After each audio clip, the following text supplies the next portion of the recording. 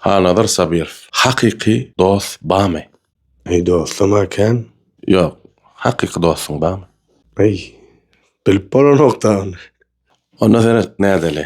Häzir şu hakyky dost diýen oglanyň birine jaň edýän, şolardan pul soraýan. Ey bolýan, sorap göreli. Çukudak diýen gylyklanýan.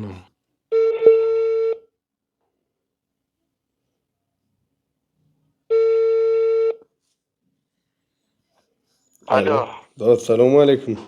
Wa aleykümselam. Gome jawabama. Nirday dost?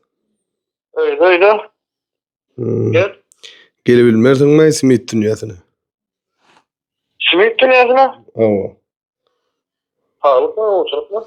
Eger 500 manatdan pul gerek bolmady. Ne dedin? Alo. 500 manatdan pul gerek boldy dost. Gelsen aga boljak. Pul ýa-ni hiç wagtda dogry mesele öňden problem var. Şaha pamır samada pul ýokdy. İşin oňup ýetseň şowly durmuşa Ädim geçen ýoluňy unutma Bir gün duşup peýda geljek ýollaşa